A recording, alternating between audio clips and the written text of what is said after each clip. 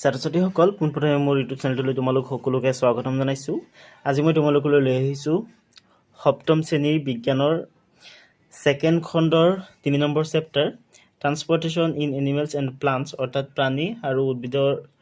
পৰিবহণ তন্ত্ৰ এই পাঠৰ প্ৰশ্ন উত্তৰকেইটা মই আগতে তোমালোকক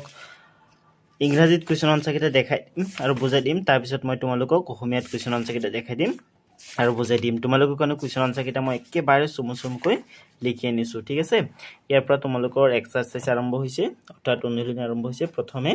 মই ইংৰাজীত তোমালোকক দেখাই দিম, ঠিক আছে। আৰু যদি তোমালোকে কেৱল অসমীয়াত চাব বিচৰা তেনেহ'লে 19 মিনিট স্কিপ কৰি দিব পাৰা, অৰ্থাৎ 19 মিনিট আগুৱাই যাব পাৰা।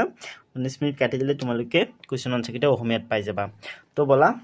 আগতে ইংলিছত কুৱেশ্যন আনচাৰকেইটা আলোচনা কৰা আৰম্ভ কৰোঁ। ছাত্ৰ-ছাত্ৰীসকল, তোমালোকক 1 নম্বৰত দিছে মেথছ ষ্ট্ৰাকচাৰ ইন কলম 1 উইথ ফাংচনছ ইন কলম 2। কলম 1ত তোমালোকক কেইটামান ষ্ট্ৰাকচাৰ দিছে আৰু কলম 2ত তোমালোকক কিছুমান ফাংচন দিছে, ঠিক আছে। তো ষ্ট্ৰাকচাৰবিলাকৰ সৈতে এই ষ্ট্ৰাকচাৰবিলাকে কি ফাংচন পাৰফৰ্ম কৰে সেইবিলাকৰ সৈতে মিলাব লাগে, ঠিক আছে। তো চোৱা, প্ৰথমে আছে ষ্টমেটা, ঠিক আছে, অৰ্থাৎ পত্ৰৰন্ধ্ৰ। ষ্টমেটা হৈছে পত্ৰৰন্ধ্ৰ, অৰ্থাৎ উদ্ভিদৰ পাতত থকা সৰু সৰু ছিদ্ৰ যাৰ মাজেৰে গেছ এক্সচেঞ্জ হয়। কাৰ্বন ডাই অক্সাইড গেছ গছৰ পাতত এণ্টাৰ কৰে আৰু অক্সিজেন গেছ ওলাই যায়, আৰু পানীও গছৰ পাতৰ যি ছিদ্ৰ আছে ষ্টমেটা সেইবিলাকৰ মাজেৰে ওলাই যায়, ঠিক আছে। তো গছৰ পাতৰ যি ছিদ্ৰ আছে অৰ্থাৎ ষ্টমেটাৰ মাজেৰে পানী ওলাই যোৱা প্ৰক্ৰিয়াটোক ট্ৰান্সপিৰেশ্যন বুলি কোৱা হয়, ঠিক আছে। গতিকে এইটো মিলিব এইটোৰ সৈতে। নেক্সট আছে জাইলেম। জাইলেমটো মিলিব এইটোৰ সৈতে, ট্ৰান্সপৰ্ট অফ ৱাটাৰ অৰ্থাৎ পানী পৰিবহণ, ঠিক আছে। উদ্ভিদৰ যি হেৰি আছে ৰুট হেয়াৰ্ছ অৰ্থাৎ চুলি শিপা, সেই চুলি শিপাই পানী অবজাৰ্ভ কৰে, ঠিক আছে, অৰ্থাৎ পানী শোষণ কৰে, আৰু সেই পানী জাইলেমৰ মাজেৰে উদ্ভিদৰ বিভিন্ন অংগলৈ যায়, ঠিক আছে, ডাল পাত, ঠিক আছে, সকলো অংগলৈ যায়। গতিকে এই জাইলেমটো মিলিব এইটোৰ সৈতে, ট্ৰান্সপৰ্ট অফ ৱাটাৰ। নেক্সট আছে ৰুট হেয়াৰ্ছ, এইটো মিলিব এইটোৰ সৈতে, অবজাৰ্পশ্যন অফ ৱাটাৰ, ঠিক আছে। ৰুট হেয়াৰ তাৰমানে চুলি শিপাই পানী শোষণ কৰে। নেক্সট আছে ফ্লুৱেম, ঠিক আছে, ফ্লুৱেমটো মিলিব এইটোৰ সৈতে, ট্ৰান্সপৰ্ট অফ ৱাটাৰ, ফুড, ঠিক আছে, ট্ৰান্সপৰ্ট অফ ফুড, অৰ্থাৎ উদ্ভিদত যেতিয়া সালোক সংশ্লেষণ হয় তেতিয়া খাদ্য প্ৰস্তুত হয়, আৰু সেই খাদ্য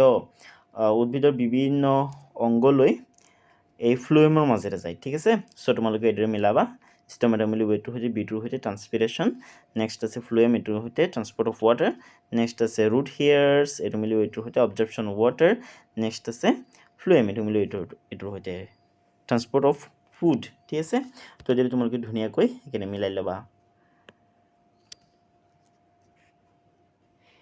এতিয়া 2 নম্বৰত চোৱা, তোমালোকক 2 নম্বৰত দিছে ফিল ইন দ্য ব্লেংকছ, অৰ্থাৎ তোমালোকক এই খালী ঠাইবোৰ পূৰ কৰিবলৈ দিছে। 2 নম্বৰৰ যিটো প্ৰথম খালী ঠাই আছে এইটোত চোৱা, the blood from the heart is transported to all parts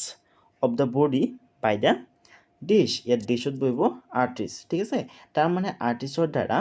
হাৰ্টৰ পৰা তেজ শৰীৰৰ বিভিন্ন অংগলৈ পৰিবাহিত হয়, ঠিক আছে। তো নেক্সট চোৱা, নেক্সট আছে 2 নম্বৰত আছে haemoglobin is present in this cells, ঠিক আছে। অৰ্থাৎ হিমোগ্লোবিন কোনবোৰ চেলত থাকে সেইটো তোমালোকক সুধিছে। তো তোমালোকে আনচাৰত লিখিবা ৰেড ব্লাড, ইয়াত চেলটো আছে ন, ৰেড ব্লাড, অৰ্থাৎ haemoglobin is present in red blood cell, ঠিক আছে। তাৰমানে ৰেড ব্লাড চেলত মানে কোষত, ঠিক আছে, ৰেড ব্লাড চেলত হিমোগ্লোবিন পোৱা যায়, অ'কে। চেল মানে হৈছে কোষ। নেক্সট চোৱা, নেক্সট আছে তিনিত আছে arteries and veins are joined by a network of dash. তোমালোকে আনচাৰত লিখিবা কেপালেৰিছ, ঠিক আছে। অৰ্থাৎ ধমনী আৰু হীৰাবোৰ, অৰ্থাৎ আৰ্টাৰিজ আৰু ভেইনছ, আৰ্টাৰিজৰ মাজেৰে অক্সিজেনযুক্ত তেজ চলাচল কৰে আৰু ভেইনছৰ মাজেৰে কাৰ্বন ডাই অক্সাইডযুক্ত তেজ চলাচল কৰে, ঠিক আছে। আৰু এই দুটা এটা নেটৱৰ্কৰ দ্বাৰা সংলগ্ন হৈ থাকে, আৰু সেই নেটৱৰ্কটোক কেপালেৰিজ বুলি কোৱা হয়, ঠিক আছে। তো তোমালোকে ইয়াত আনচাৰত কেপালেৰিজ বুলি লিখিবা, বা খালী ঠাইত তোমালোকে কেপালেৰিজ বুলি লিখিবা। Arteries and veins are joined by a network of capillaries, ঠিক আছে। নেক্সট আছে চাৰিত আছে the rhythmic expansion and contraction of the heart is called dash. তো খালী ঠাইত বহিব হাৰ্ট বিট, ঠিক আছে। The rhythmic expansion and contraction of the heart is called heartbeat. ঠিক আছে নেক্সট আছে 5 নম্বৰত আছে the main excretory product in human beings is dish. ঠিক আছে অৰ্থাৎ মানুহৰ প্ৰধান বৰ্জিত দ্ৰব্যটো কি হেতু লিখিব লাগে তো তোমালোকে আনসাৰ দি লিখিবা ইউৰিয়া ঠিক আছে অৰ্থাৎ মানুহৰ প্ৰধান বৰ্জিত দ্ৰব্য হ'ল ইউৰিয়া নেক্সট আছে 6 নম্বৰত আছে sweet contains water and dash তো sweet অৰ্থাৎ গামৰ সৈতে পানী থাকে আৰু কি থাকে সেই বস্তুটোৰ নাম লিখিব লাগে তো তোমালোকে আনসাৰ দি লিখিবা সল্ট ঠিক আছে অৰ্থাৎ নিমখ তো এই খালি টেট বহিব সল্ট SALTS সল্টস ঠিক আছে তো তোমালোকে ধুনীয়াকৈ বিলাক লিখিবা নেক্সট আছে হাতত দিছে kidneys eliminate the waste materials in the liquid form called dash তো তাৰমানে ইয়াত কৈছে যে হেৰি জুলীয়া অৱস্থাত বিক্ৰয় অপহৰণ কৰা বৰ্জিত দ্ৰব্যক ডেছ বোলা হয় ঠিক আছে অৰ্থাৎ আমাৰ কিডনি দুটাই যে হেৰি কৰে লিকুইড ওয়েস্ট ইলিমিনেট কৰে বা অপহৰণ কৰে তাক কি বুলি কোৱা হয় তাক ইউৰিন বুলি কোৱা হয় অৰ্থাৎ প্ৰস্ৰাৱ ঠিক আছে সো তোমালোকে আনসাৰ দি ইউৰিন লিখি দিবা ওকে এতিয়া আঠত চোৱা তোমালোকক আঠত দিছে the water reaches great height in the trees because of suction pull caused by dash তো ইয়াত বহিব ট্ৰান্সপিৰেশ্যন ঠিক আছে ট্ৰান্সপিৰেশ্যন মানে প্ৰস্বেদন ঠিক আছে অৰ্থাৎ যেতিয়া উদ্ভিদৰ পাতৰ মাজেৰে পানী ওলাই যায় অৰ্থাৎ যেতিয়া ট্ৰান্সপিৰেশ্যন হয় তেতিয়া এটা সাকচন পুল ক্ৰিয়েট হয় অৰ্থাৎ শোষণ টানৰ সৃষ্টি হয় যাৰ ফলস্বৰূপে উদ্ভিদৰ শিপাই পানী শোষণ কৰিব পাৰে আৰু সেই পানী জাইলেমৰ মাজেৰে উদ্ভিদৰ বিভিন্ন অংগলৈ যায় ঠিক আছে গতিকে তোমালোকে ইয়াত ট্ৰান্সপিৰেশ্যন বুলি লিখিবা অৰ্থাৎ প্ৰস্বেদন ঠিক আছে ধুনীয়াকৈ লিখি ল'বা তোমালোকে আৰু ছাত্ৰ ছাত্ৰীসকল তোমালোকৰ কাৰণে কুৱেশ্যনৰ আনসাৰকেইটা মই একেবাৰে চমুকৈ লিখি আনিছোঁ ইয়াতকৈ আৰু চমু হ'বই নোৱাৰে ঠিক আছে গতিকে তোমালোকে ভিডিঅ'টোতে লাইক কৰি দিয়া আৰু তোমালোকে ভিডিঅ'টো একেবাৰে শেষলৈকে চাবা কাৰণ অলপ পিছত তোমালোকে কুৱেশ্যন আনসাৰবিলাক অসমীয়াটো পাই যাবা ঠিক আছে সো তোমালোকে একেবাৰে শেষলৈকে চাই থাকা তাৰপিছত চোৱা তাৰপিছত তোমালোকক তিনি দিছে চুজ দ্য কাৰেক্ট অপশ্যন ঠিক আছে অৰ্থাৎ তোমালোকক শুদ্ধ উত্তৰটো বাছি উলিয়াবলৈ দিছে চোৱা ইয়াত আছে in plants water is transported through ঠিক আছে অৰ্থাৎ উদ্ভিদত পানী কিহৰ সহায়ত পৰিবহণ হয় তো ইয়াত চাৰিটা অপশ্যন আছে xylem phloem stomata root hair তো আনসাৰটো হ'ব জাইলেম ঠিক আছে in plants water is transported through xylem ঠিক আছে অৰ্থাৎ উদ্ভিদত পানী জাইলেমৰ জৰিয়তে পৰিবহণ হয় তাৰপিছত বিট চোৱা তোমালোকক বিট দিছে water absorption through roots can be increased by keeping the plants ইয়াত চাৰিটা অপশ্যন দিছে তোমালোকক in the shade in dim light under the fan covered with a polythene bag ঠিক আছে তাৰমানে তোমালোকক কৈছে যে হিপাৰ দ্বাৰা পানীৰ শোষণ বৃদ্ধি কৰিব পাৰি যদিহে উদ্ভিদক ছাদ ৰখা হয় বা কম পোহৰত ৰখা হয় বা ফেনৰ তলত ৰখা হয় বা পলিথিনৰ মোনাৰে ঢাকি ৰখা হয় তো তাৰমানে কোনটো অৱস্থাত উদ্ভিদ এটাক ৰাখিলে উদ্ভিদৰ শিপাই বেছিকৈ পানী শোষণ কৰিব ঠিক আছে তো য'ত মানে বেছি বাষ্পীভৱন হ'ব তাতে মানে উদ্ভিদৰ শিপাই বেছি পানী শোষণ কৰিব কাৰণ বাষ্পীভৱন যিমান বেছি হ'ব সিমান ট্ৰান্সপিৰেশ্যন বেছি হ'ব যিমান ট্ৰান্সপিৰেশ্যন বেছি হ'ব সিমান শোষণ টানৰ বেছি সৃষ্টি হ'ব আৰু যিমান শোষণ টানৰ বেছি সৃষ্টি হ'ব সিমানেই উদ্ভিদৰ শিপাই বেছি পানী শোষণ কৰিব ঠিক আছে সো তোমালোকে যেটো হেৰি আছে থাৰ্ড অপশ্যন আছে আণ্ডাৰ দ্য ফেন এইটো উত্তৰত লিখি দিবা কাৰণ এইটোৱেই শুদ্ধ উত্তৰ হ'ব ঠিক আছে কাৰণ ইয়াত চাৰিটা অপশ্যন আছে এই চাৰিটা অপশ্যনতকৈ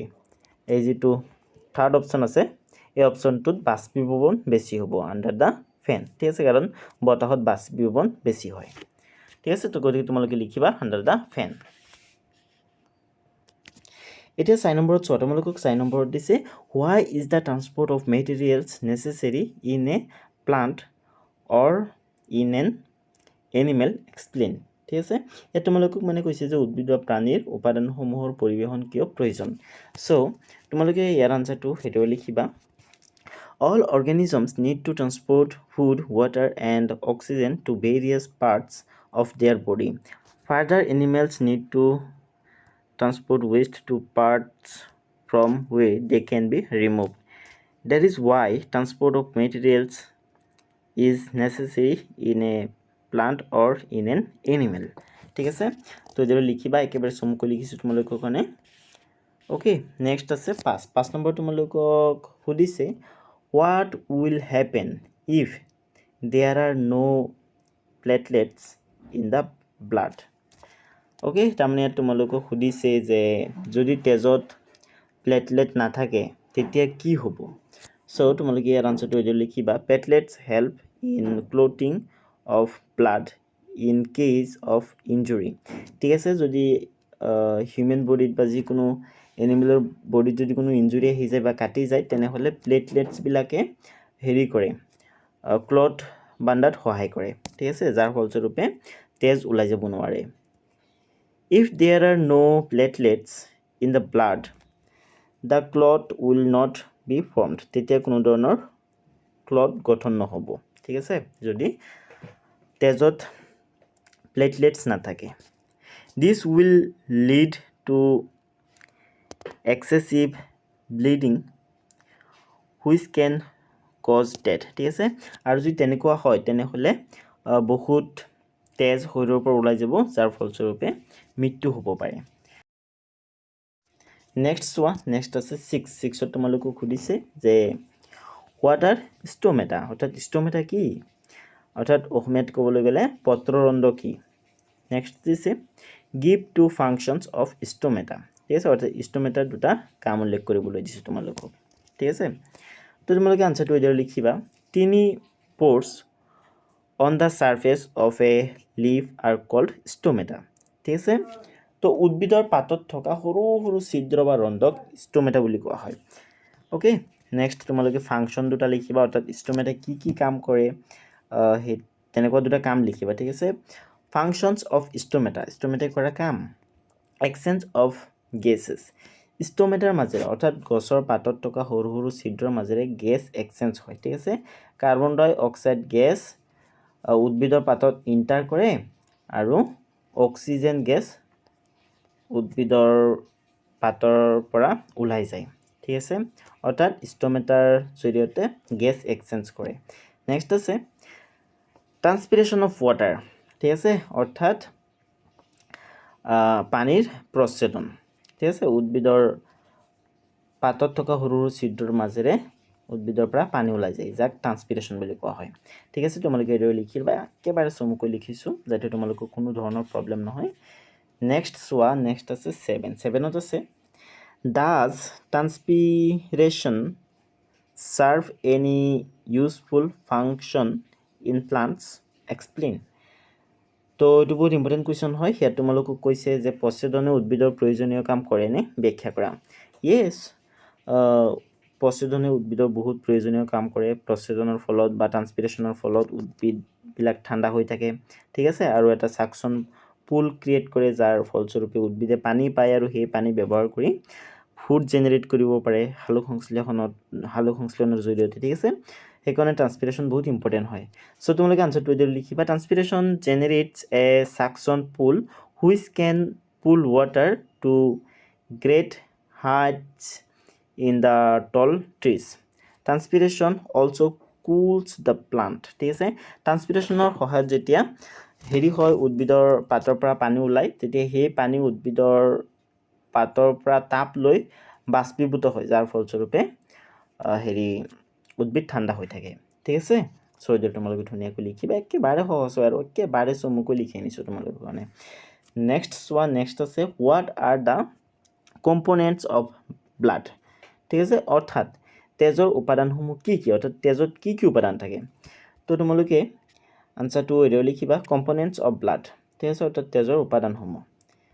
প্লাজমা তেজত প্লাজমা থাকে ঠিক আছে যেটো লিকুইড ফৰ্মত থাকে নেক্সট আছে red blood sales okay next আছে হোয়াইট ব্লাড সেল প্লেটলেটস ঠিক আছে আৰু ৰেড ব্লাড চেলত হেৰি থাকে হিমোগ্লোবিন থাকে সেইবিলাক লিখিব নালাগে মেইন কেইটা লিখিলেই হ'ল ঠিক আছে এইকেইটা লিখিলেই হ'ল এইকেইটাই মেইন হয় ঠিক আছে ৰেড ব্লাড চেলত কিবা কিবি থাকে হোৱাইট ব্লাড চেলত কিবা কিবি থাকে সেইবিলাক নিলিখিলেও কোনো অসুবিধা নাই ঠিক আছে উত্তৰটো শুদ্ধ হৈ যাব নেক্সট আছে ন নম্বৰ তোমালোকক দিছে why is blood needed by all the parts of a body ঠিক আছে অৰ্থাৎ শৰীৰৰ সকলো অংশৰ বাবে তেজৰ কিয় প্ৰয়োজন সো তোমালোকে ইয়াৰ আনসাৰটো এইদৰে লিখিবা blood transports digested food from the small intestine to the other parts of the body ঠিক আছে small intestine পৰা হজম হোৱা খাদ্যকণিকাবিলাক শৰীৰৰ বিভিন্ন অংগলৈ তেজৰ মাজেৰে যায় ঠিক আছে সেই কাৰণে আমাৰ শৰীৰৰ সকলো অংগত তেজ থকাটো বহুত important next it carries oxygen from the lungs to the cells of the body ঠিক আছে আৰু তেজে কি কৰে জানা তেজে লাংছৰ পৰা অৰ্থাৎ আমাৰ হাওঁফাওঁৰ পৰা শৰীৰৰ বিভিন্ন অংগলৈ হেৰি লৈ যায় অক্সিজেন লৈ যায় ঠিক আছে তো সেই কাৰণে শৰীৰৰ বিভিন্ন অংগত তেজ থকাটো important next it also transports waste for removal from the body ঠিক আছে আৰু আমাৰ শৰীৰৰ পৰা ওয়েষ্ট অৰ্থাৎ বৰ্জিত পদাৰ্থ ৰিমুভ কৰাত এই তেজেই অৰ্থাৎ ব্লাডেই আমাক সহায় কৰে দ্যাটস ওয়াই আমাৰ শৰীৰৰ বিভিন্ন অংগত তেজ থকাটো ইম্পৰ্টেন্ট ঠিক আছে নেক্সট তোমালোকক দহত দিছে what makes the blood look red ঠিক আছে তো তোমালোকে ইয়াৰ আনসাৰটো এইদৰে লিখিবা blood looks red due to the presence of a red pigment called haemoglobin ঠিক আছে তেজত হিমোগ্লোবিন থাকে ঠিক আছে আৰু হিমোগ্লোবিনৰ ৰং ৰঙা হয় আৰু সেই কাৰণেই আমি তেজক ৰেড দেখি অৰ্থাৎ ৰঙা দেখি ঠিক আছে সো তোমালোকে এইটো ধুনীয়াকৈ লিখিবা তাৰপিছত আছে 11 তোমালোকক দিছে ডেসক্ৰাইব দ্য ফাংচনস অফ দ্য হাৰ্ট অৰ্থাৎ আমাৰ হাৰ্টে বা আমাৰ হৃদযন্ত্ৰই কি কাম কৰে হেতু ডেসক্ৰাইব কৰিবলৈ দিছে বৰ্ণনা কৰিবলৈ দিছে সো তোমালোকে আনসাৰটো লিখিবা the heart is an organ which beats continuously to act as a pump for the transport of blood which carries other substances with it ঠিক আছে একেবাৰে চমুকৈ লিখিছো ইয়াতকৈ আৰু চমু হ'বই নোৱাৰো উত্তৰটো ঠিক আছে সো তোমালোকে এইদৰে লিখি লবা নেক্সট আছে 12ত আছে why it is necessary to excrete waste products ঠিক আছে অৰ্থাৎ বৰ্জিত দ্ৰব্য দেহৰ পৰা উলিয়াই দিয়াটো কিয় প্ৰয়োজন তো তোমালোকে আনসাৰটো এইদৰে লিখিবা it is necessary to excrete waste products because they are toxic and harmful for the body ঠিক আছে অৰ্থাৎ যিবিলাক waste product আছে সেইবোৰ আমাৰ শৰীৰৰ পৰা ওলাই দিব লাগে কাৰণ এইবোৰ বিষাক্ত হয় আৰু শৰীৰৰ বাবে ক্ষতিকাৰক হয় ঠিক আছে নেক্সট আছে 13 অৰ্থাৎ 13ত আছে draw a diagram of the human excretory system and label the various parts ঠিক আছে ইয়াত মানে তোমালোকক কৈছে যে মানুহৰ ৰেচন তন্ত্ৰৰ এখন ছবি আঁকা আৰু তাৰ বিভিন্ন অংগসমূহ চিহ্নিত কৰা তো তোমালোকে মই উত্তৰটো ধুনীয়াকৈ লিখি আনিছো চোৱা তোমালোকে এইটোৰ আনসাৰ দিবা আনসাৰ দি এই চিত্ৰটো আঁকিবা চিত্ৰটো তোমালোকৰ কিতাপতো আছে তোমালোকে কিতাপৰ পৰা চাইছে লিখিব পাৰিবা এই দুটা হৈছে কিডনি ঠিক আছে আৰু এই দুটা নলিকা হৈছে ইউৰেটাৰ আৰু এটো হৈছে ইউৰিনাৰী ব্লেডাৰ ঠিক আছে ইয়াত ইউৰিন থাকে আৰু এটো হৈছে ইউৰেথ্ৰা ঠিক আছে আৰু এটো হৈছে ইউৰিনাৰী ওপেনিং ঠিক আছে তাৰ পৰা চাইছে তোমালোকে ধুনীয়াকৈ লিখি লবা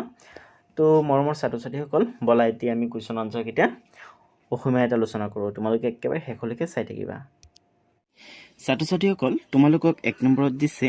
1 নং স্তম্ভৰ লগত 2 নং স্তম্ভ মিলোৱা এটো হৈছে 1 নং স্তম্ভ আৰু এটো হৈছে 2 নং স্তম্ভ ঠিক আছে 1 নং স্তম্ভৰ একত দিছে পত্ৰৰন্ধ্ৰ পত্ৰ মানে হৈছে পাত ৰন্ধ্ৰ মানে হৈছে ছিদ্ৰ ঠিক আছে পাতত থকা ছিদ্ৰ ঠিক আছে হালক সংশ্লেষণৰ সময়ত পাতত থকা ছিদ্ৰৰ মাজেদি পানী বাহিৰলৈ ওলাই যায় আৰু এক কি বুলি কোৱা হয় প্ৰছেদন বুলি কোৱা হয় ঠিক আছে গতিকে পত্ৰৰন্ধ্ৰৰ এটো মিলিব প্ৰছেদনৰ সৈতে ঠিক আছে ষ্টমেটা ট্ৰান্সপিৰেচন নেক্সট আছে জাইলেম উদ্ভিদৰ হিপাই কি কৰে উদ্ভিদৰ হিপাই পানী শোষণ কৰে আৰু শোষণ কৰাৰ পিছত সেই পানী জাইলেমেৰে উদ্ভিদৰ বিভিন্ন অংগলৈকে যায় যেনে উদ্ভিদৰ ডাল পাত এবিলাকলৈকে যায় ঠিক আছে তো এটি মিলিব জাইলেমটো মিলিব পানী পৰিবহন মানে জাইলেমেৰে পানী পৰিবেশন হয় ঠিক আছে তো জাইলেমটো মিলিব এইটোৰ সৈতে ডিটোৰ সৈতে পানী পৰিবহন নেক্সট আছে চুলি শিপা তো উদ্ভিদৰ শিপাৰ কাম হৈছে পানী শোষণ কৰা ঠিক আছে উদ্ভিদৰ শিপাই মাটিৰ পৰা পানী শোষণ কৰি লয় নেক্সট আছে ফ্লোয়েম যেনেকৈ পানী জাইলেমেৰে পৰিবহন হয় ঠিক তেনেদৰে যি আহাৰ আছে সেয়া ফ্লোয়েমেৰে পৰিবহন হয় ঠিক আছে ফ্লোয়েমৰ মাজেৰে আহাৰ পৰিবহন হয় ওকে তো এইদৰে তোমালোকে এইকেইটা মিলাই ল'বা এতিয়া 2 নম্বৰত চোৱা 2 নম্বৰত দিছে খালী ঠাই পূৰ কৰা এই খালী ঠাইবোৰ উপযুক্ত শব্দ বহুৱাই পূৰ কৰিব লাগে 1 নম্বৰত দিছে দেশৰ দ্বাৰা হৃদযন্ত্ৰৰ পৰা তেজ শৰীৰৰ বিভিন্ন অংশলৈ পৰিবাহিত হয় তো এই দেশত বহিব ধমনী ঠিক আছে নদীগানি ধমনীৰ দ্বাৰা হৃদযন্ত্ৰৰ পৰা তেজ শৰীৰৰ বিভিন্ন অংশলৈ পৰিবাহিত হয় নেক্সট 2 নম্বৰত দিছে দেশ কোষত হিমোগ্লোবিন পোৱা যায় তো ইয়াত বহিব লোহিত ৰক্তকোষ ঠিক আছে যাক ইংৰাজীত ৰেড ব্লাড চেল বুলি কোৱা হয় লোহিত ৰক্তকোষত হিমোগ্লোবিন পোৱা যায় আৰু হিমোগ্লোবিন থকা বাবেই তেজৰ ৰং ৰঙা হয় বা ৰক্তৰ ৰং ৰঙা হয় ঠিক আছে সো তোমালোকে লিখিবা লোহিত ৰক্ত কোষটো ইয়াত দিয়া আছে না লোহিত ৰক্ত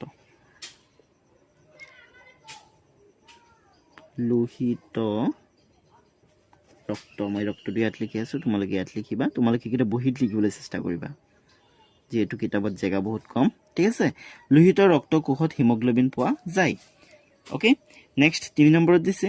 ধমনী আৰু হীৰাবোৰ দেশ জালিকাৰ দ্বাৰা সংলগ্ন এটো হ'ব কৈশিক ঠিক আছে ধমনী আৰু হীৰাবোৰ কৈশিক জালিকাৰ দ্বাৰা সংলগ্ন আৰু এই কৈশিক জালিকা ইংৰাজীত কোৱা হয় কেপিলাৰিজ ঠিক আছে ইয়াত তোমালোকে লিখিবা কৈশিক বুলি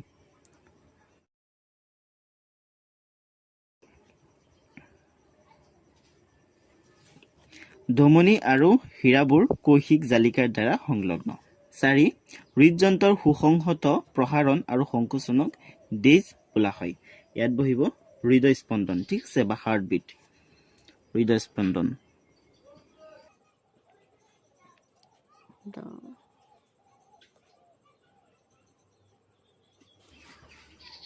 পাছত দিছে মানুহৰ প্ৰধান বৰ্জিত দ্ৰব্য হ'ল দেশ এটো হ'ব ইউৰিয়া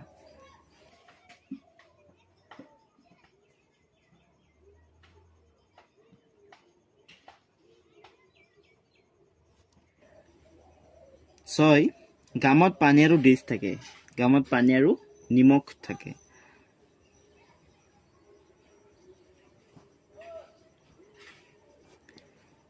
নেক্সট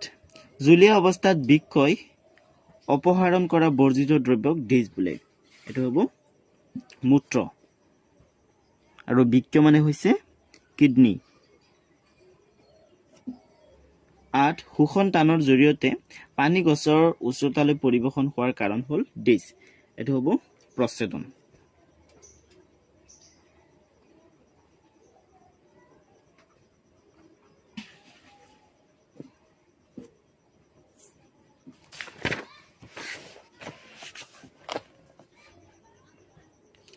এতিয়া 3 চোৱা 3 দিছে শুদ্ধ উত্তৰটো বাছি উলিওৱা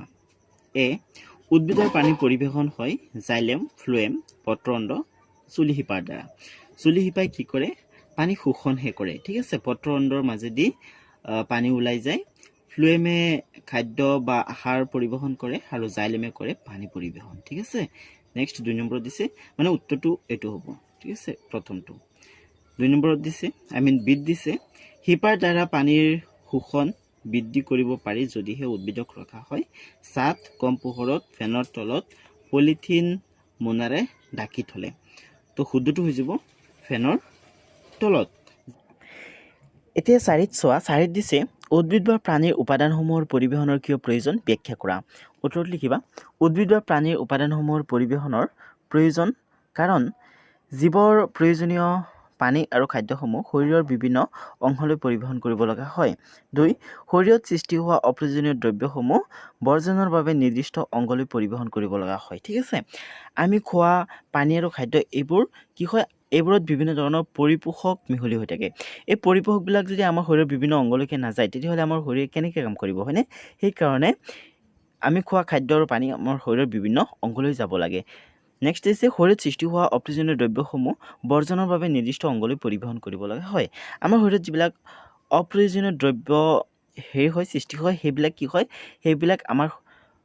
শৰীৰৰ কাৰণে ক্ষতিকাৰক হয় আৰু সেইবিলাক বৰ্জন কৰিব লগা হয় আৰু এইবিলাক বৰ্জন কৰিবৰ কাৰণে এইবিলাকক নিৰ্দিষ্ট অংগলৈ কি কৰিব লগা হয় পৰিবহণ কৰিব লগা হয় ঠিক আছে নেক্সট 5 নম্বৰত দিছে যদি তেজত অনুচক্ৰিকা নাথাকে তেতিয়া কি হ'ব উত্তৰত লিখিবা তেজত থকা অনুচক্ৰিকাৰ বাবেই তেজ কমলা বান্ধে যদি তেজত অনুচক্ৰিকা নাথাকে তেজ কমলা নাবান্ধিব আৰু কটা অংশৰ পৰা তেজ ওলোৱাটো বন্ধ নহ'ব তো ইয়াত কি কৈছে চোৱা তেজত থকা অনুচক্ৰিকাৰ বাবেই অৰ্থাৎ তেজত থকা প্লেটলেটছৰ বাবেই কি হয় তেজ কমলা বান্ধে ঠিক আছে তেজ কমলা মানে হৈছে তেজৰ এটা ডাঠ ৰঙা ৰঙৰ এটা তৰপ যিটোৱে কটা অংশৰ পৰা তেজ ওলোৱাটো বন্ধ কৰি ৰাখে ঠিক আছে তেজত যদি অনুচক্ৰিকা নাথাকে তেতিয়াহ'লে তেজ কমলা নাবান্ধিব আৰু তেজ কমলা নাবান্ধিলে কটা অংশৰ পৰা তেজ ওলাই থাকিব যাৰ কাৰণে বেছি তেজ ওলাই যোৱাৰ ফলত মৃত্যু হ'ব পাৰে ঠিক আছে সেইকাৰণে অনুচক্ৰিকা তেজৰ এটা গুৰুত্বপূৰ্ণ উপাদান এতিয়া 6 নম্বৰত চোৱা 6 নম্বৰত দিছে পত্ৰৰন্ধ্ৰ কি পত্ৰৰন্ধ্ৰৰ দুটা কাম উল্লেখ কৰা উত্তৰত লিখিবা গছৰ পাতত থকা সৰু সৰু ছিদ্ৰবোৰক পত্ৰৰন্ধ্ৰ বোলে ঠিক আছে পত্ৰ হৈছে পাত আৰু ৰন্ধ্ৰ হৈছে ছিদ্ৰ ঠিক আছে গছৰ পাতত থকা সৰু সৰু ছিদ্ৰবিলাকক কি বুলি কোৱা হয় পত্ৰৰন্ধ্ৰ বুলি কোৱা হয় নেক্সট লিখিবা পত্ৰৰন্ধ্ৰৰ দুটা কাম 1 পত্ৰৰন্ধ্ৰই বায়ুমণ্ডলৰ লগত গেছ বিনিময় কৰে সালোক সংশ্লেষণৰ সময়ত পত্ৰৰন্ধ্ৰ অৰ্থাৎ পাতত থকা সৰু সৰু ছিদ্ৰৰ মাজেৰে পাতত কাৰ্বন ডাই অক্সাইড গেছ সোমায় আৰু অক্সিজেন গেছ কি হয় পাতৰ পৰা বাহিৰলৈ ওলাই যায় বায়ুমণ্ডললৈ ওলাই যায় ঠিক আছে সেইকাৰণে কৈছে যে পত্ৰৰন্ধ্ৰই বায়ুমণ্ডলৰ লগত গেছ বিনিময় কৰে গেছ বিনিময়ত কি গেছে অংশগ্ৰহণ কৰে কাৰ্বন ডাই অক্সাইড আৰু অক্সিজেন গেছে নেক্সট উদ্ভিদৰ শিপাই শুহি লোৱা অতিৰিক্ত পানীভাগ পত্ৰৰন্ধ্ৰই বাষ্প আকাৰে বায়ুমণ্ডলত এৰি দিয়ে ঠিক আছে যাক কি বুলি কোৱা হয় যাক প্ৰচ্ছেদন বুলি কোৱা হয় প্ৰচ্ছেদনৰ বিষয়ে মই অলৰেডি তোমালোকক ক'লোৱেই ঠিক আছে এতিয়া 7 নম্বৰত চোৱা 7 নম্বৰত দিছে প্ৰচ্ছেদনে উদ্ভিদৰ প্ৰয়োজনীয় কাম কৰে নে ব্যাখ্যা কৰা উত্তৰটো লিখিবা প্ৰচ্ছেদনে উদ্ভিদৰ প্ৰয়োজনীয় কাম কৰে সেইবোৰ হ'ল 1 প্ৰচ্ছেদনে গছজোপা শীতল কৰি ৰাখে ঠিক আছে প্ৰচ্ছেদনৰ সময়ত কি হয় উদ্ভিদৰ পাতৰ পৰা পানী বাষ্প আকাৰে বায়ুমণ্ডললৈ ওলাই যায় ঠিক আছে তেতিয়া কি হয় যেতিয়া পানী বাষ্প আকাৰে বায়ুমণ্ডললৈ ওলাই যায় তেতিয়া পানীয়ে কি কৰে পানীয়ে উদ্ভিদৰ পাতৰ পৰা তাপ শোষণ কৰি লয় ঠিক আছে শোষণ কৰি বাষ্প হয় ঠিক আছে যেতিয়া পানীয়ে উদ্ভিদৰ পাতৰ পৰা আৰু উদ্ভিদৰ পৰা তাপ শোষণ কৰি বাষ্পলৈ ৰূপান্তৰিত হয় তেতিয়া কি হয় উদ্ভিদজোপা শীতল হৈ যায় নেক্সট দিছে প্ৰচ্ছেদনৰ বাবে জাইলেম নলিকাত শোষণ বলৰ সৃষ্টি হয় যিয়ে ওখ গছৰ বহু উচ্চতালৈ পানী পৰিবহণ কৰিব পাৰে ঠিক আছে প্ৰচ্ছেদনৰ সময়ত কি হয় গছৰ পৰা পানী ওলাই যায় যেতিয়া গছৰ ওপৰৰ অংশৰ পৰা পানী ওলাই যায় তেতিয়া এটা শোষণ বলৰ সৃষ্টি হয় আৰু এই শোষণ বলৰ কাৰণেই জাইলেমে কি কৰে ওখ গছৰ বহু উচ্চতালৈ পানী পৰিবহণ কৰিব পাৰে এতিয়া 8ত চোৱা তোমালোকক 8ত দিছে তেজৰ উপাদানসমূহ কি মানে তেজত কি উপাদান থাকে উত্তৰত লিখিবা তেজৰ উপাদানসমূহ হ'ল প্লাজমা লোহিত ৰক্তকণিকা শ্বেত ৰক্তকণিকা আৰু অনুচক্ৰিকা ঠিক আছে তেজত প্লাজমা থাকে লোহিত ৰক্তকণিকা অৰ্থাৎ ৰেড ব্লাড চেল থাকে শ্বেত ৰক্তকণিকা অৰ্থাৎ হোৱাইট ব্লাড চেল আৰু অনুচক্ৰিকা অৰ্থাৎ প্লেটলেটছ ঠিক আছে এই উপাদানসমূহ তেজত থাকে